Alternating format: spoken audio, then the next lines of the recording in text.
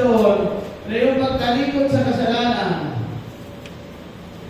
ay ibig sabihin itong pagtalikod sa kasalanan, pagpapakita natin ng ating buhay na tayo ay tumatalikod sa kasalanan. Kasi kapag hindi ang tao tumalikod sa kasalanan, paglabas mo sa kalsada, ang tingin sa iyo ay malaking question mark. Pag hindi ka tumatalikod sa kasalanan, ang tingin sa iyo, malaking question mark. Malaking question mark. Yan ang tingin sa iyo. Bakit malaking question mark? Hindi ka nagsisisi sa kasalanan, hindi ka tumatalikod eh. Ang pagsisisi sa kasalanan, kasama niya ang pagtalikod. Yan kasi ay hindi natin nalagyan ng mga verb.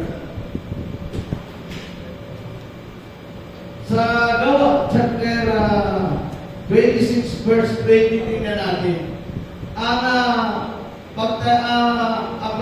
sa pamamagitan ng pagsisisi at pagtalikod, pinapabuti doon sa Gawa. Gawa chapter 26 verse 20.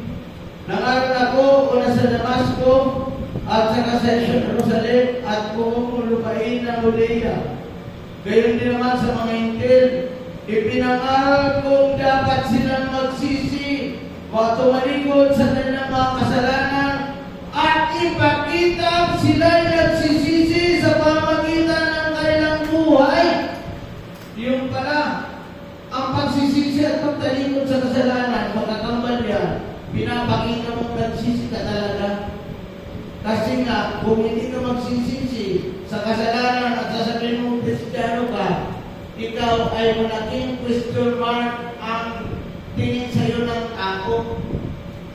Malaking question mark yan na kapag ang tao ay hindi nagsisi, nangaral ako wala sa Damasco, sa Jerusalem at sa buong lupain ng Judea. At gayon din naman sa mga Hintil at ipinangaral kong dapat silang magsisi, tumalikod sa kanilang mga kasalanan, lumapit sa Diyos at ipakita ang kanilang pagsisisi sa pamamagitan ng kanilang mga gawa. Useless ang isang tao sumasampalataya pero hindi nagsisi. Kaya maraming mga Kristiyano ang wala na dito eh. Hindi naman tumatalikod sa kasalanan eh. Kristiyano ako, dyan ako sa evangelical church. Pero kung kasi sila kasi, nakikipag-inom, hindi ka tumatalikod sa kasalanan. Ang tingin sa iyo, malaking question mark. Yung mga tao hindi nakakapagpatawad ng kasalanan, kaya nagkapatao. Ang tingin sa inyo, malaking question mark.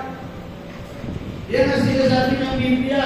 Sapagkat kung tunay kayo nakakilala sa ating Panginoon, mayroong kapangyarihan ng Diyos sa buhay ng tao. Yung kapangyarihan ng Diyos na yun may kapangyarihan magbago sa atin. Yung pangatlong bigyan na natin yung pangatlong big. Yung pangatlong big,